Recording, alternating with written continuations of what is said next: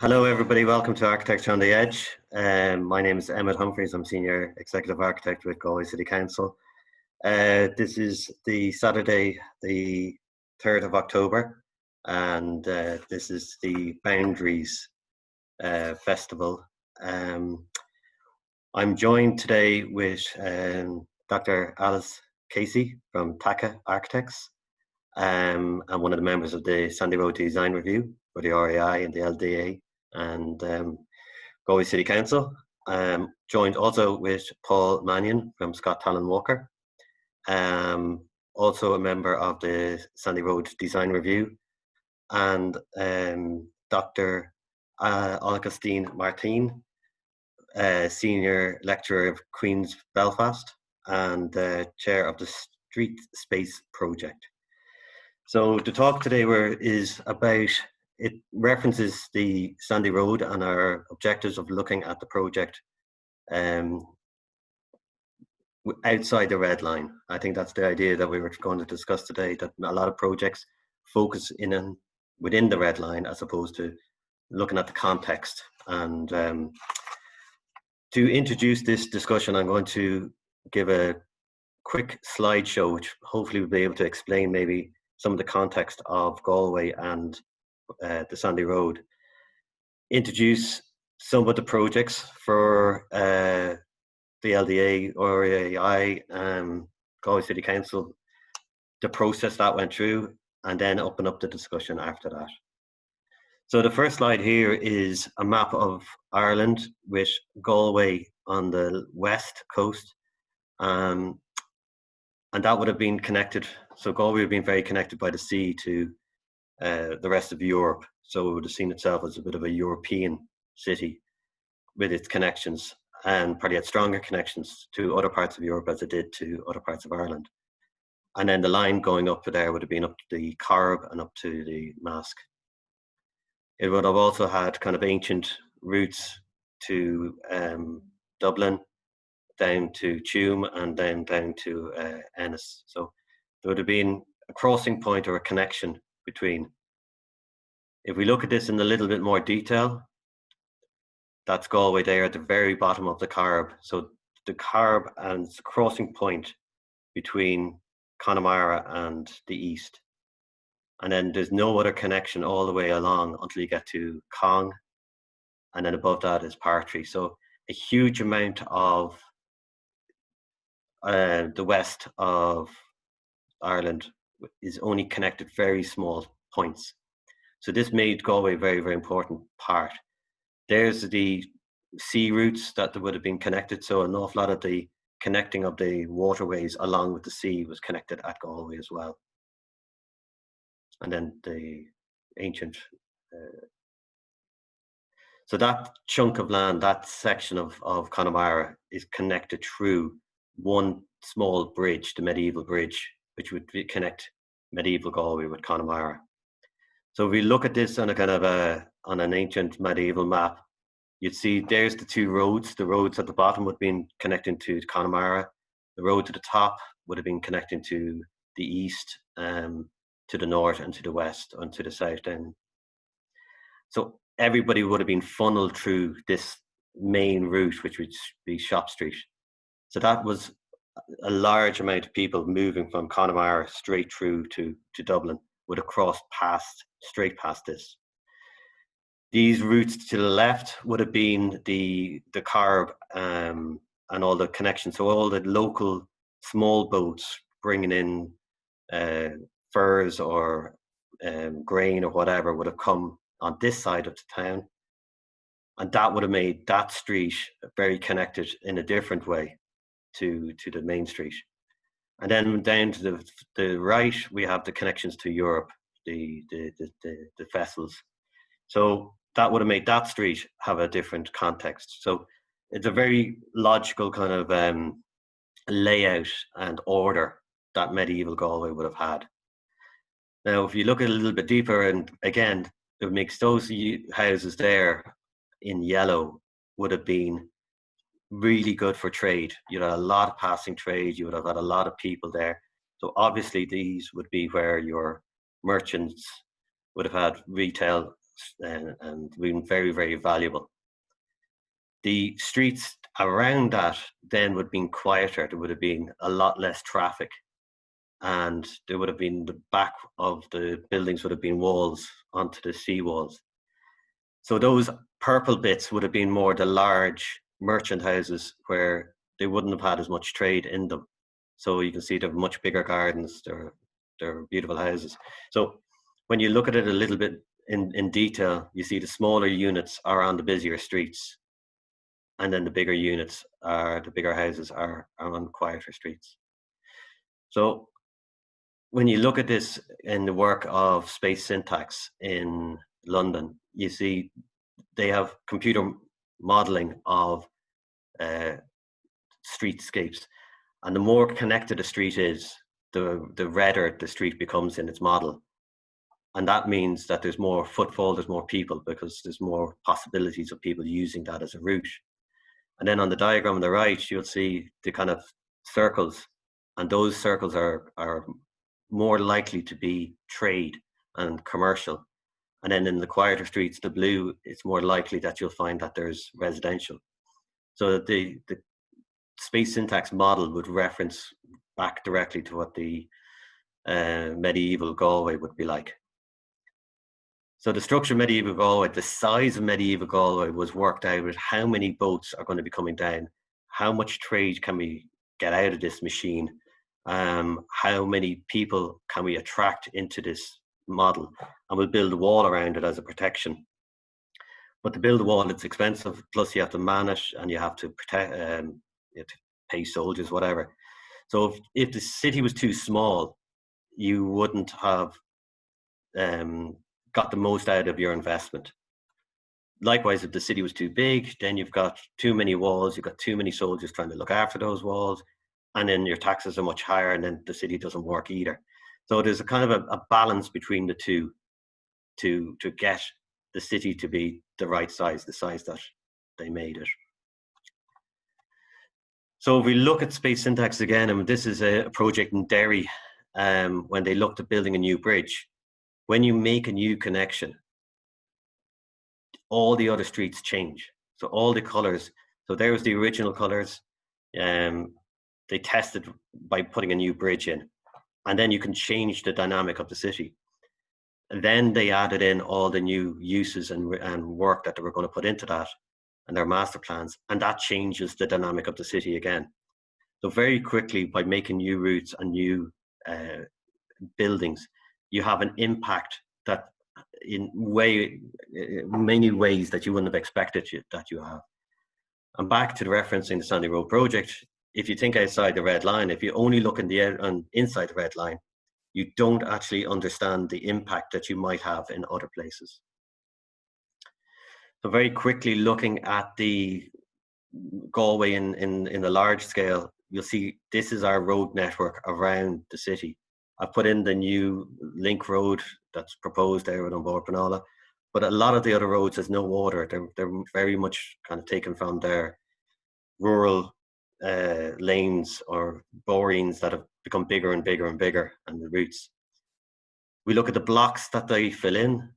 The block would be the area of land within surrounded by road, and then we took those blocks and we fragmented them and we studied them. So roughly a block size in Galway might be about 600 by 700 meters. So if we think of Portland or somewhere like that, it's about 60 meters by 80 meters or something. So the blocks in Galway are very, very large. So there, we'll just take one block. We took a block down Knocknacara, and we kind of had a study on that. And this is the order of the internal workings of that block. So we painted it red, separated out where is there any connectivity between this. So there's no connectivity within this block. And then you get this chaotic pattern of development that is very, very difficult to change or to have a second life. So the first generation of building, if it's ordered, allows for a second generation, a third generation, a fourth generation. But this type of development is very, very difficult to change. And then you see the pattern of the streets. So we can see it from above. And then when you see it on the ground, you see, these streets that just end up in a house. This street can never change, or if it can change, it's very difficult to change. So you look back on the field, on the original map, and you map out the original field structures from the historic maps, and very quickly you start to realize that the order is taken from the rural landscape. And every time a developer would buy a plot or a few fields, he'd stick them together, and then he would design exclusively within the red line, not thinking about the rest of the block. And this is how the development would be created. So Sandy Road became a little bit of a different discussion. It was kind of a little bit like the Altino Calvino Invisible Cities, about the layering and about reading. So the 5 different firms that came, it was nearly like a free hand. What would you do at the beginning of this? And make readings, make your own individual readings of that. And there was no competition. It wasn't who was the best reading, or it was just to explore that topic. The up and down, you put that back out to the public. So there's other readings then come in on that. There's other people have other knowledge that's within the city that can be then brought out at this early stage. So this is this site at Sandy Road. It's on the north, about a kilometre from Eyre Square. But if we look at it in size up and we impose it and superimpose it on top of the medieval map of Galway, it's really large in scale. And that was one of our references to see like how many things could happen in this. And you think of Galway, so many things. There's theatres, there's residences, there's bars, there's courthouses, so many things happen. So Sandy Road isn't exclusively then maybe just one thing, it could be many things. So we saw it as a bit of a jigsaw puzzle.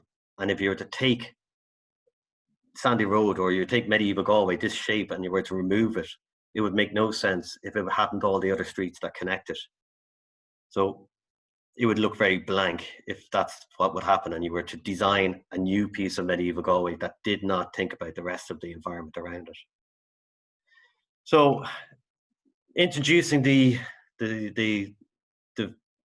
5 proposals, and these are all online, so I'm going to be very kind of I'd hope I'm not doing an injustice to the 5 projects by describing this quick, but this is Alice's, reading of Galway, and she made a lovely description of Galway as a robust city in a poetic landscape. And I think that's a very clear reading that a lot of people relate to in Galway. They have a very strong connection with the landscape. And how do you keep that in your Sandy Road project? Another element, another reading of Alice's was the topographies, the built structures, the warehouses, and there's elements there. There's clues within Galway at the moment that could be brought into the discussion on Sandy Road. And then that opens up your eyes to a lot of more different possibilities. Another element, another reading was this idea of the connection between the public and the private, and the transition between movement of how do you get to your house, and how do you live in Galway, and how do you live in the middle of the city. And there's a topic I think is very interesting for us to be talking about. Moving on to Paul's reading, and this is the beautiful thing about the architects kind of coming in with their own things. It was very much looking at the historical references and looking at the medieval connections with the Boher Moor, which is the long peninsula of high ground surrounded with the lowlands, the bogs. So it became obvious that's where your road is. And then up to the north, where is the forts, the Cromwellian defences. And then the discussion that Sandy Road was actually Cromwellian plots, and that historical order has been generated when the middle 1600s. So it's a completely different take on where a starting point or a reading was. And you can see the scale of the industrial history of the Sandy Road with the medieval city.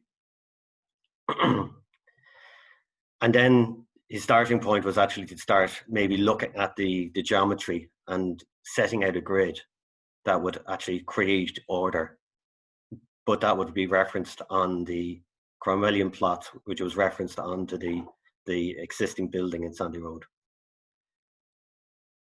And the other reading was one that we hadn't looked at, was the separation of Galway is always considered to be east and west, but with the new road that brings the Dublin Road out to Connemara over the Quintennial Bridge, you've in fact got a north and south in Galway.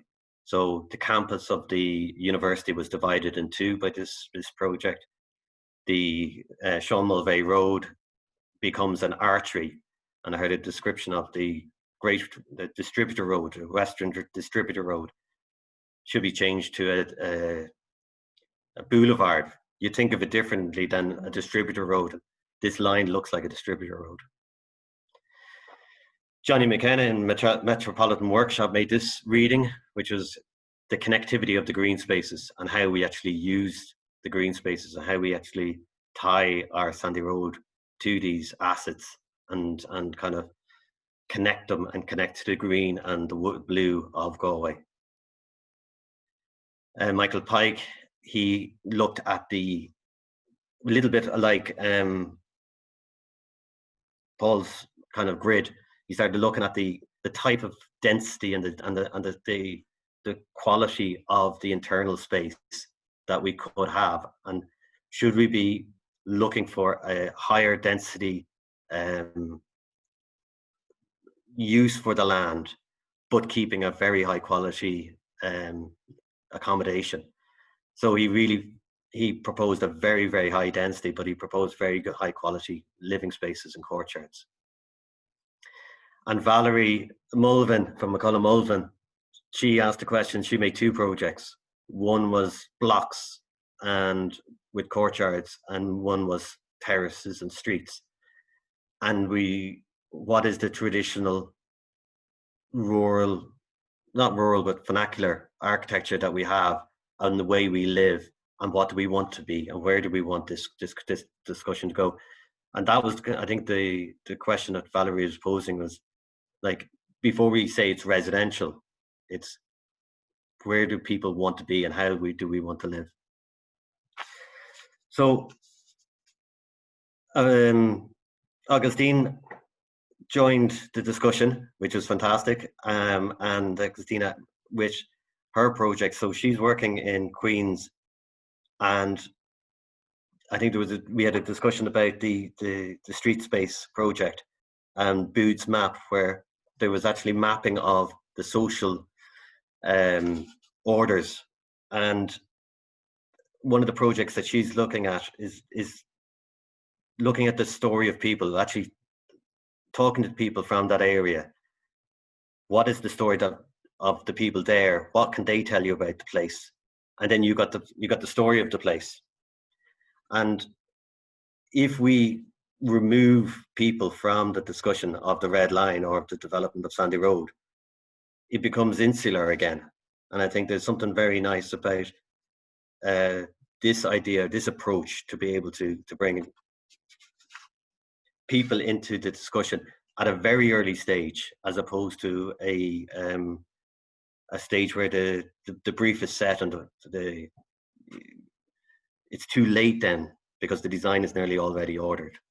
So I think that's pretty much the context of this discussion. I think it's the context of how do you say, the Sandy Road project. So I'm probably going to start. There's a few topics I think we could discuss. I think the first product would be maybe the design review process, and just maybe from Alison and Paul's point of view, how they found the Sandy Road design review process, and maybe Augustina kind of described maybe how the formation of the brief can move on from that. So maybe if Alison, we can bring you in just to start off on the Sandy Road project. In terms of how we approached it, I suppose, or how we felt think, the process. yeah, I think the process, as opposed to other processes, is about, you know, starting a project where you didn't really have a massive brief at the beginning. Yeah, it was actually, I suppose, I mean, like every project, it was frightening in the beginning to think, you know, because the proposed density for Sandy Road was 100 and, I think 130 dwellings per hectare, which is incredibly dense and not something that we'd be used to. And then trying to figure out and to understand, rather than sort of push back against that and say it should be less dense, is to sort of embrace that, and then to figure out how you still make a really enjoyable and proper place to live. That it, you know, and then so it was totally out of our comfort zone. But then you find you approach these things exactly the same way as you approach another project of much smaller. I mean, a lot of ours are extensions. So going from, you know, refurbishment and extension to 1,100 units it was tough, but actually we found it's exactly the same as anything else. You're looking at the place, you're looking at the context. And that idea of looking at context, it not just being the physical context that you're, I mean, for this discussion, we're talking about looking outside the boundaries of the site, and then understanding the context is actually, you know, cultural, social, physical, geographical, all those things.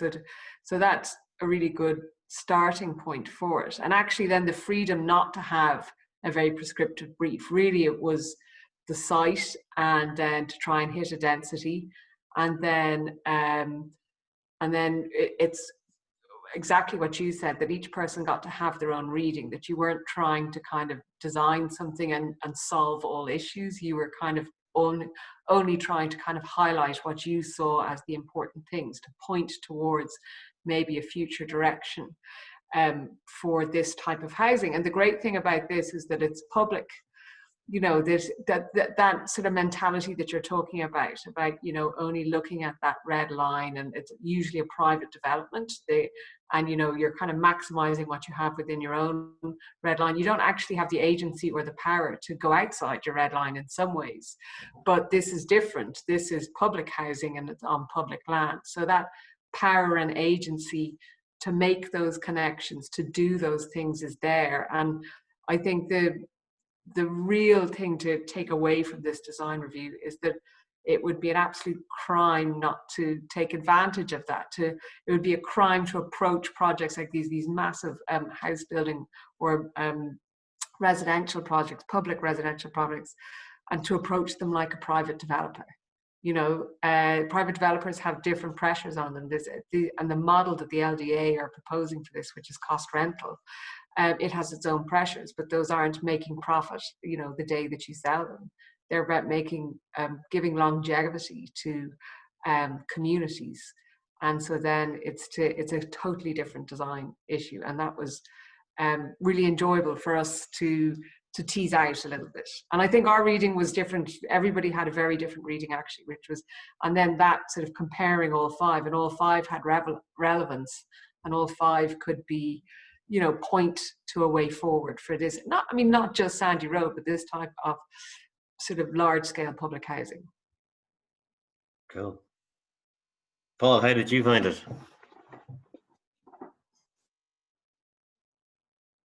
You're on mute, Paul. There you go, rookie error. Yeah, I was conscious that of the five, I was the only one, you know, who lived in Galway, and I didn't want to bring sort of preformed notions to it, having tracked back and forth past the site from where I live to where I work, you know, for 30 odd years. And I really, other than looking at it 30 years ago before anything happened and wondering what would happen, I didn't give it another thought since then. And so that's why probably I dug a little bit deeper into the historic mapping and having a look at whether what you see down there when you actually look at it and describe it to yourself is as chaotic as some of the housing estates that Emmett looked at in his map, or whether in fact it was random, and you find that it's not. And I imagined then the besieging army coming along from whatever direction, either Dublin or Tuam or whatever way they came, but finding that high point at Moynagisha and having a view of the walled city in the distance and the main gate, and stopping just far enough, you know, to be out of cannon fire or whatever, and then having a place where they could also establish themselves.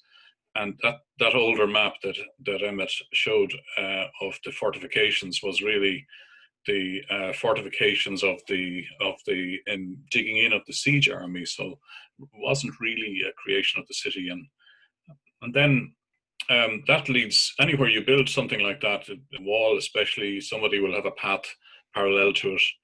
The path later becomes a road. Off that, people will divide up the land perpendicular to that road into plots.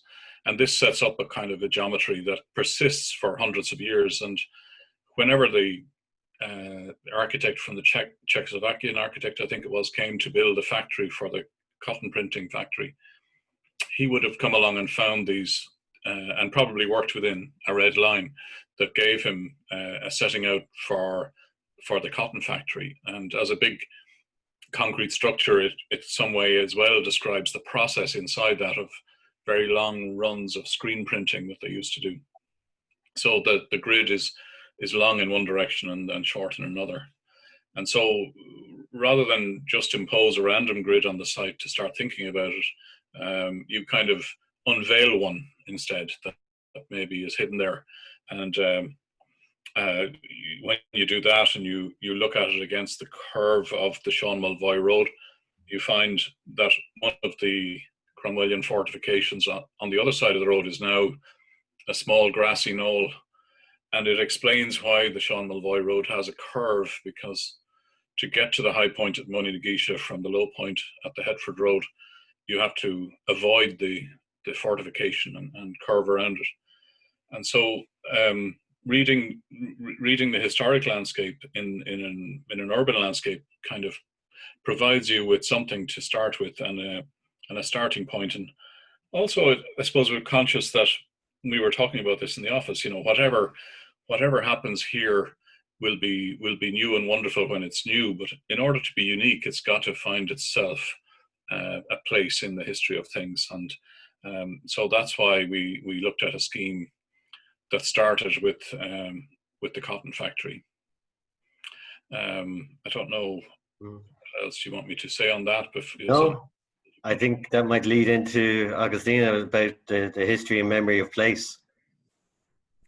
Yeah, thank you very much for the invitation, and thanks, Emmett, for the introduction. I think I think it's fantastic that you're doing a design review. This is something that doesn't happen in Belfast, and it would be brilliant if it did for a lot of different projects that I can think of. But I think the model really works in terms of getting all these different views that are not competing against each other, that are all valid, and that can all kind of collaborate to making a different vision for an area, especially one where there is public land and a public brief involved.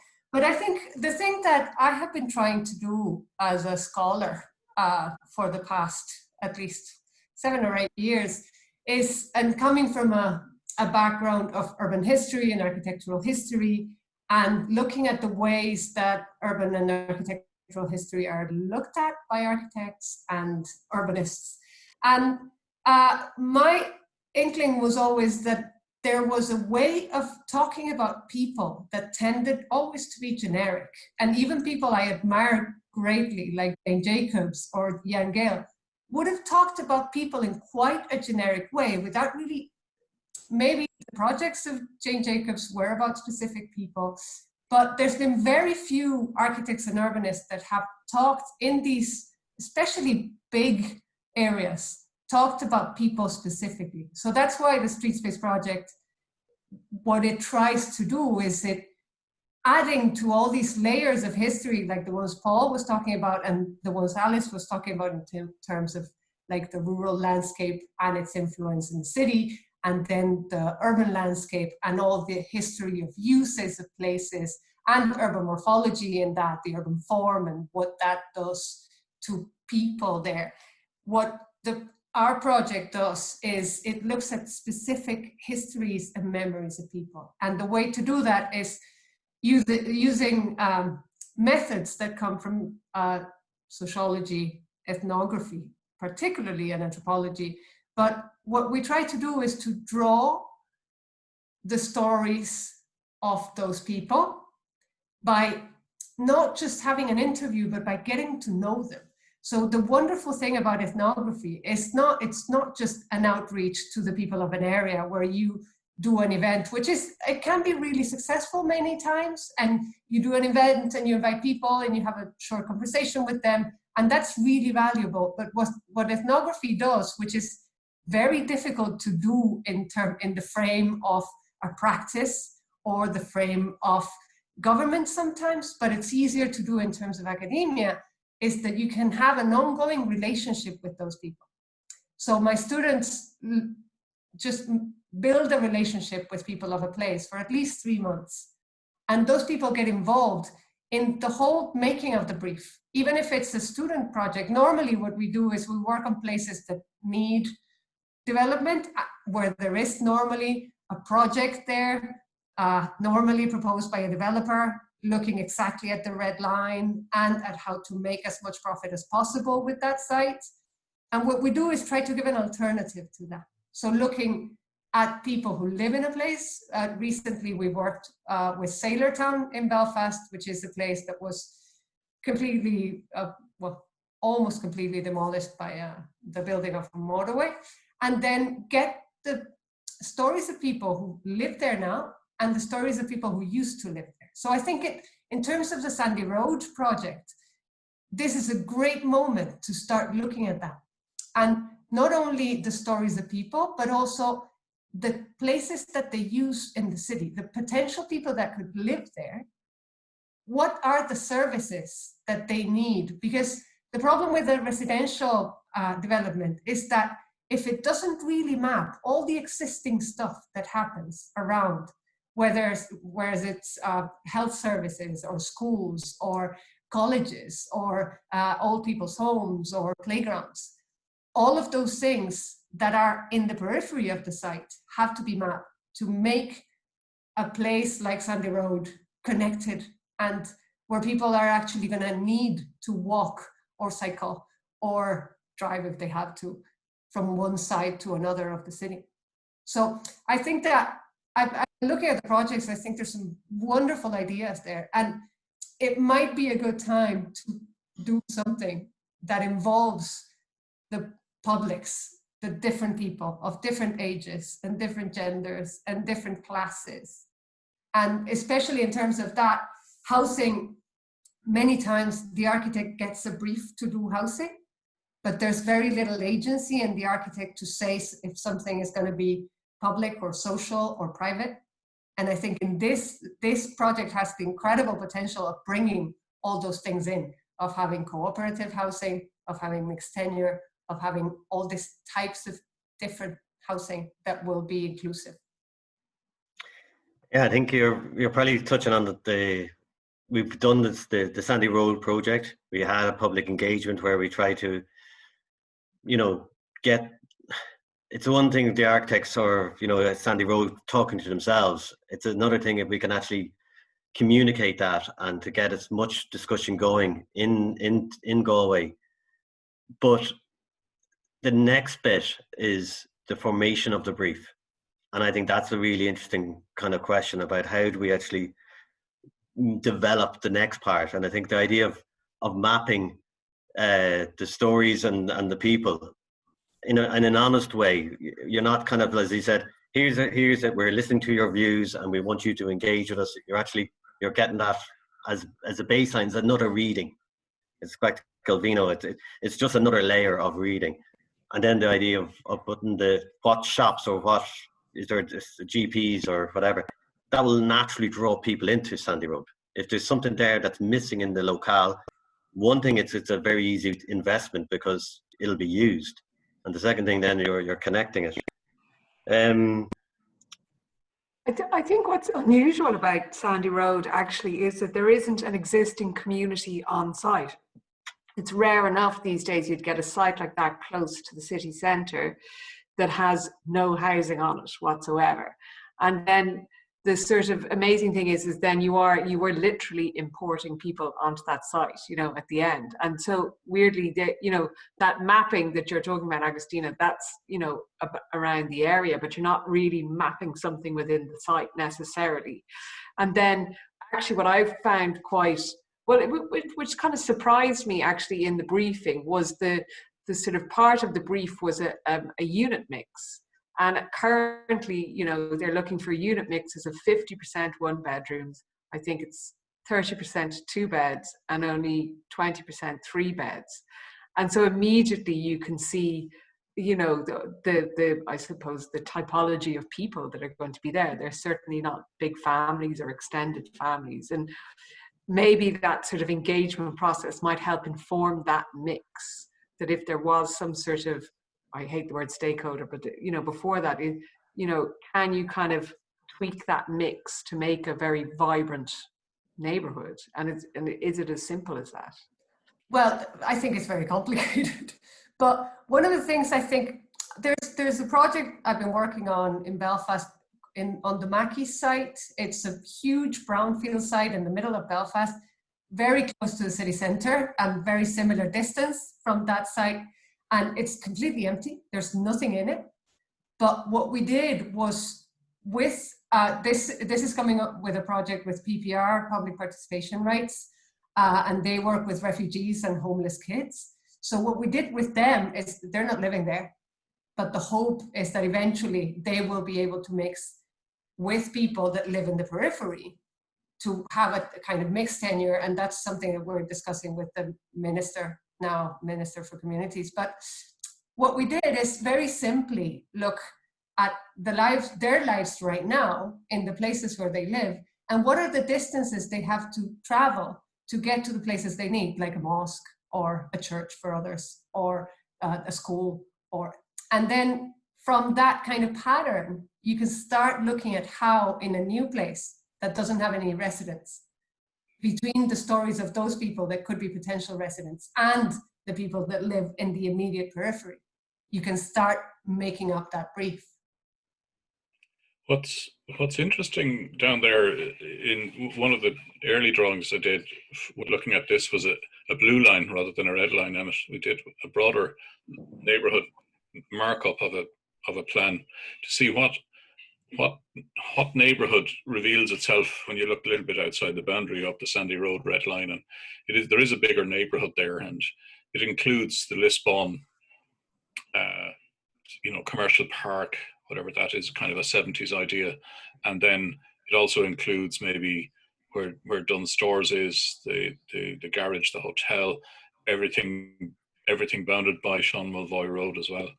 And if you were to look at the zoning maps or something and say, well, that's what that is, it's a semi-industrial commercial park, you wouldn't get to find the kinds of things you would discover if you dig deep down there, even if you just walk around, because you find that aside from just big box stores, you don't really have that. You have small businesses, family run, you have barbers shops, coffee shops, pharmacy, the county council are down there.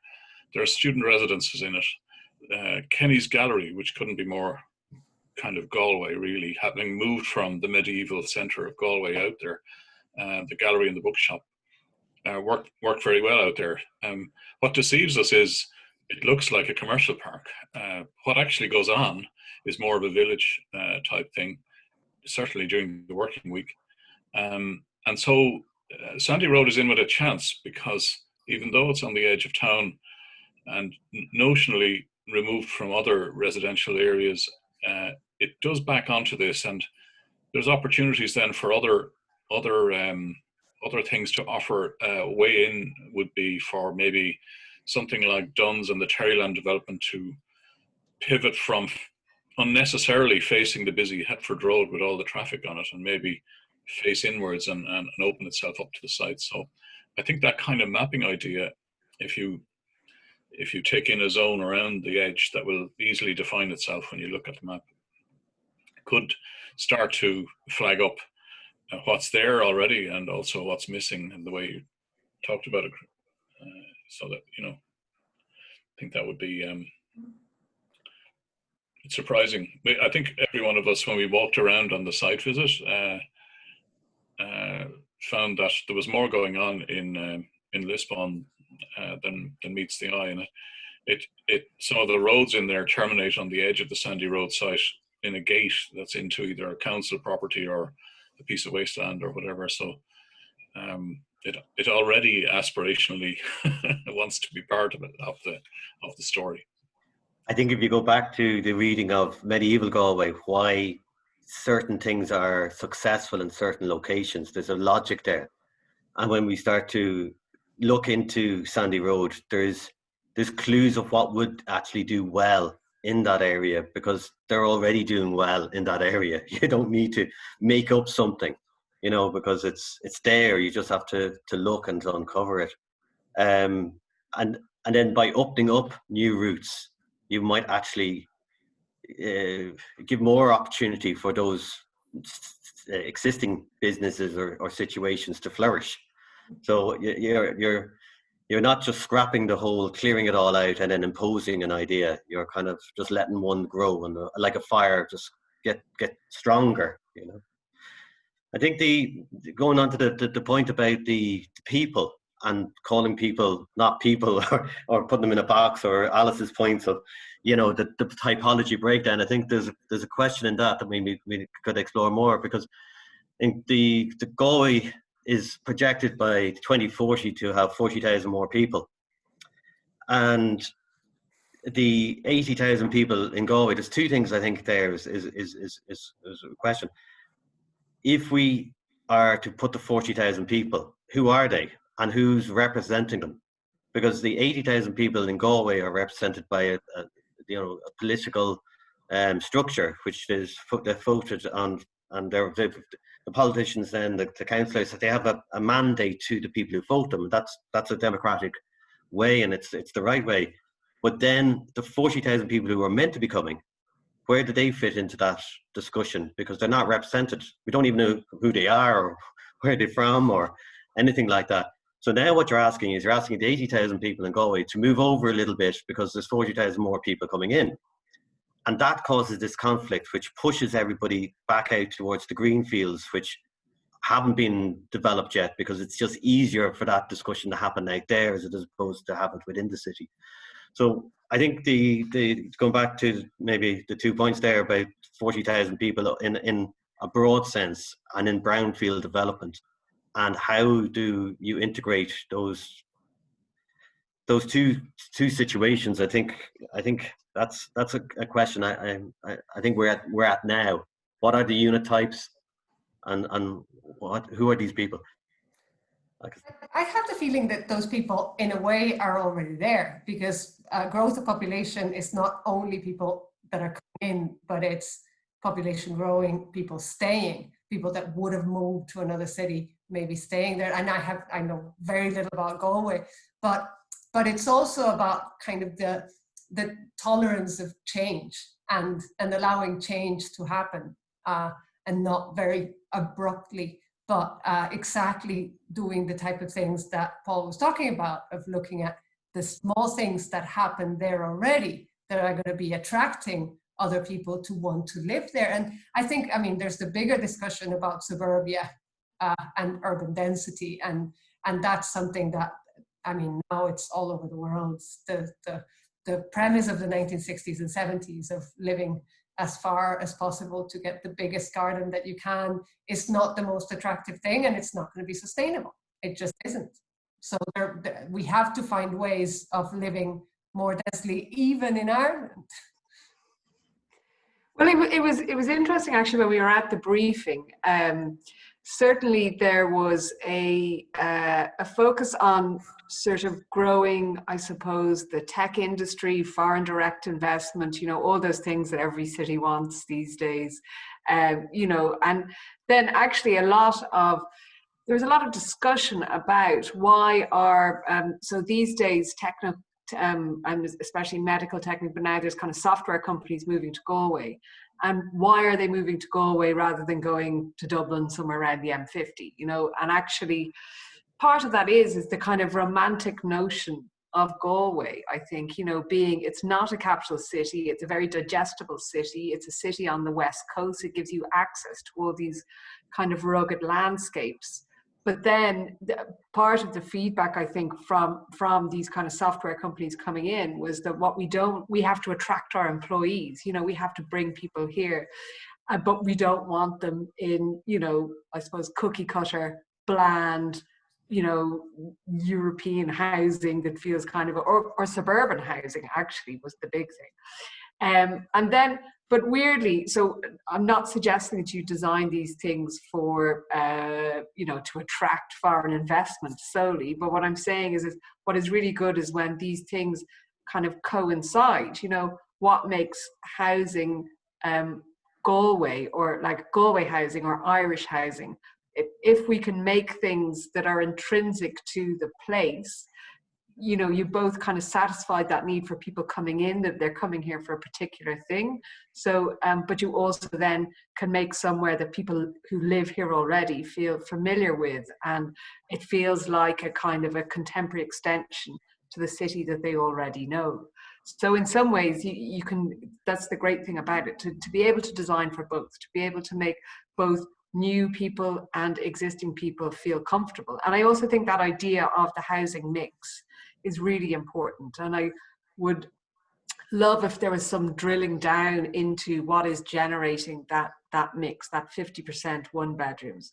You know, what I would hate to think is that is based on sort of current demand in the private sort of housing sector, because obviously that's a very different thing to public or, you know, affordable housing. You know, private housing is driven by the market. It's driven by people, you know, a lot of the times wanting to buy something and make money and sell it on, whereas public housing is delivering a public need. And obviously, you know, 50% one bedroom to me just feels not quite right. But then I don't know a lot about these things. I completely agree, Alice. And I think everybody should read Owen O'Brien's book, Home, about the tendency to kind of follow the market, and especially with any kind of state funding for this. I mean, once there's kind of public goods involved, whether it's land or housing, there should be a lot of care in looking at who you're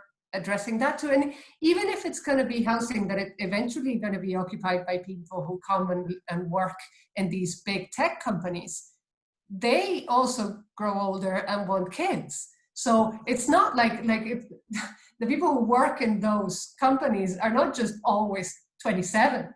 They're going to eventually have families, and they need bigger places to live. And in Dublin, it's happening in the Docklands already. I know a lot of people that used to live there that have to move out somewhere else. So I think it's also interesting, the LDA model that they've gone for, which is cost rental, and in a very cynical way, the way that you make cost rental work is that you keep people there. People don't move out.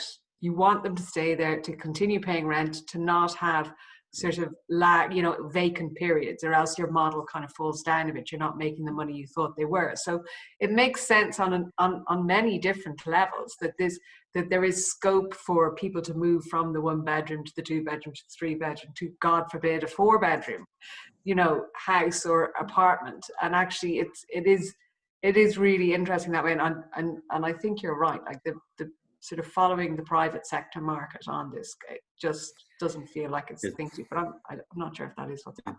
There's a question in there from Alan Mee. I think he's asked that question. Is there any architectural design models for openness in relation to types, units, etc.? For example, one beds could be combined over time for larger, depending on the final mix that arrives at. So yes, you might have your one bed and you might be there, but all of a sudden your family grows and you get the one bed beside you. Well, there is actually an interesting one in Dublin, a very small development called the Cigar Box by Dennis Byrne. I know. And that is incredibly adaptable and incredibly simple, but very rich. It's I think 4 or 5 apartments stacked on top of each other. They're sort of narrowish, maybe 4 meters, but they're long. So they have long facades, and then they have an external communal stairs that has widened landings so that you can have a sort of communal outside space outside your door where you can meet people. But then inside, the only thing that is set is the position of the bathroom and the front entrance door.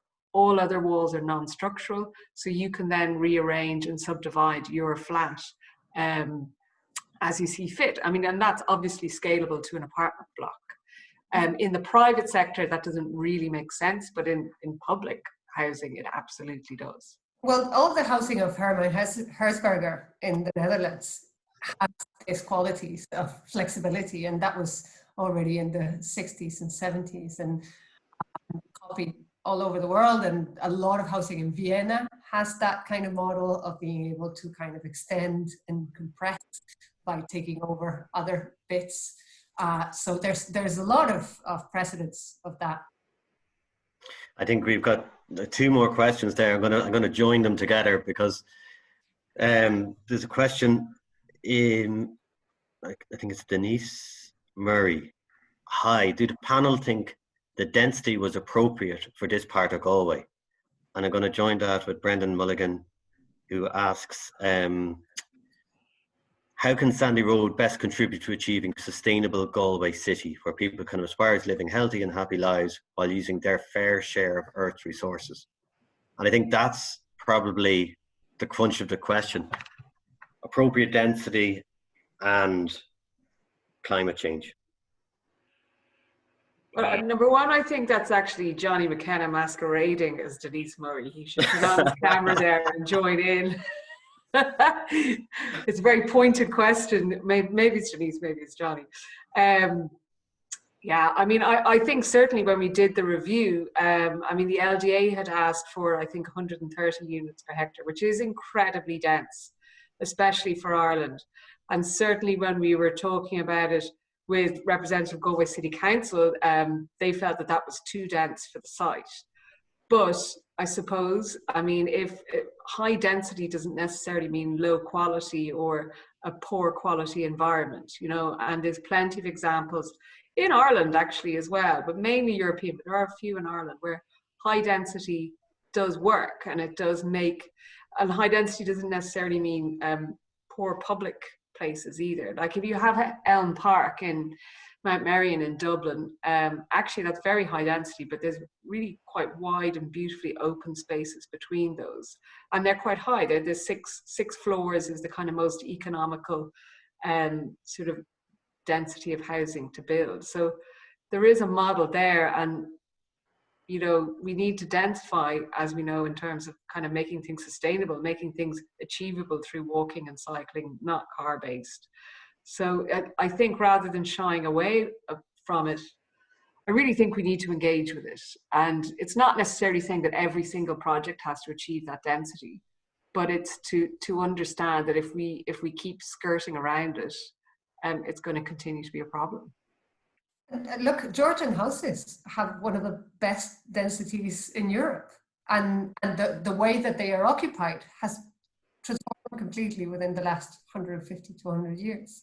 But they're very easily adaptable, and they have, one of the things that's absolutely incredible about the Georgian houses is the height of ceilings and the amount of space you can gain by just those extra 30, 50 centimeters that private developers would never do. But in public housing, you can gain. Yeah, I think on the density, I think, first of all, insofar as I developed any kind of a scheme, I didn't even approach that. The famous 1,000 houses figure that appeared in the paper the day of the day we had a briefing. I think it was a figure that wasn't mentioned in the briefing room, but it was mentioned in the paper when we got outside. So that kind of challenged us all a little.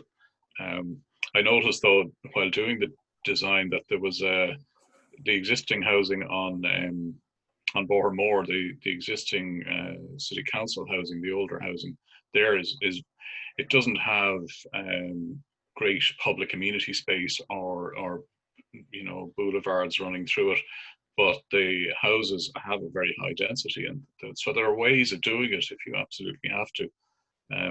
But not that I'd put forward that retrospective kind of model, but it's not to say that the grain of the city is such that we can't have a fairly high density in there. What I'd be concerned about, though, is making a great leap to a very dense type of development in one spot in the city when the rest doesn't catch up with it and doesn't match that in some way, and then it has its own dangers, I think, if you do that. Okay, we've got 3 minutes left, I think, before we close off. So I think if Alice, Paul and Agustina, if you could 1 minute recap of the most important part of Sandy Road Design Review for you, and what's your takeaway for moving forward that you took from Sandy Road, thinking outside the red line? Well, okay, do you mind if I go while it's Absolutely. in my... I think having landed, I suppose one of the big decisions, 4 out of 5 of the architects looking at it decided to do something that involved the existing concrete structure in there, the cotton factory, the cotton itself, and because of that and its location, I thought that gives you something that you could start with, so that anything goes in the short term. You know, that before you finalize the vision, that you can begin to do work in that building that will begin to create the kind of community that you're going to have down there, and the kind of uses that you're going to have down there. So I thought of other successful things like the Porter Shed in town that caters for startups and tech and that kind of thing. So a kind of Porter Shed for cultural arts type uses, or something in between the university and the GMIT that's physically located on either side, on that kind of north-south kind of road, that there could be a project there. I was thinking about Mike Cooley recently, the Tuam scientist who died in England recently. He developed technology centres in London, and they were based on sustainable products using the skills of the laid off Lucas Aerospace workers. And they were, you know, 30 years ago, I visited there, and they were making, you know, mobile mobility carts and scooters for disabled people and things out of the technology of missiles, effectively. So very far-seeing. But those kind of activities need somewhere to kind of incubate, and maybe a combination of arts and technology at a bigger scale in a building like that would begin to draw in the new uses that will eventually be there. Alice? Yeah, I mean, following off that, and we haven't really talked about that building actually, because it's not outside the red line. It's very much within it. But I mean, following on from what Paul is saying, is that idea of that actually what is there already has value, and it has value for all the reasons that we've been talking about. Giving it character, giving it identity, understanding the kind of unveiling of the history of the place. And actually, I mean, I think all the people we're talking to were quite surprised that you would even consider, you know, keeping that building. But it's very obvious from looking at it that it's an eminently, at least in part, you know, you don't have to keep all of it. And then to understand that what we have already has value, and to try and kind of interweave, rather than, again, taking that more private developer mentality of let's just, you know, tabula rasa, let's start from the beginning, and, you know, then I've got nothing to annoy me as I go along. And also just really simple things, again, of dealing with what's there. In Sandy Road, there's the Terryland Forest Park, which is a completely underutilized connection north to south for Galway, and has all those kind of sustainable things, and is possibly incredibly easy to convert into this really vibrant, sustainable commuter corridor, I think. And that actually all the elements are there. It just takes the sort of political and social will to make them happen. Cool. Last word to you, Agustina.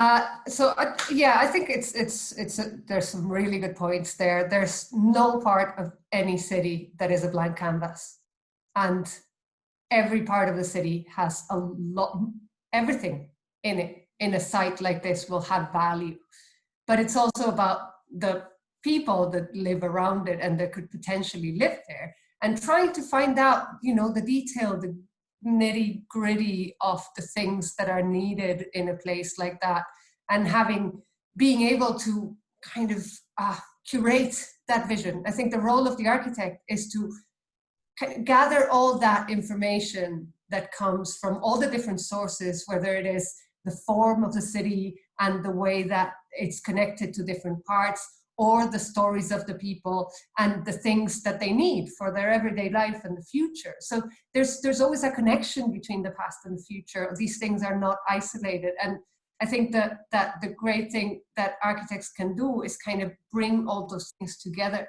and make something that will respond to all of those different needs and characteristics of a place. So I think that if anything needs to be done now, it's to start involving those people in these ideas and start asking them, what do you need? Who is this part of the city for? I think that's the next question to ask. Fantastic. Listen, thank you very much, everybody who joined, and thanks to Alice, Paul and Augustina to join the panel today, and thanks to Architecture on the Edge for bringing this discussion to a public forum. And hopefully we'll be able to have many more of these discussions, and hopefully they'll bring things in Galway to good development, and hopefully part of Galway City Council will be part of that as well. So thank you very much, Frank, and everyone at Architecture on the Edge.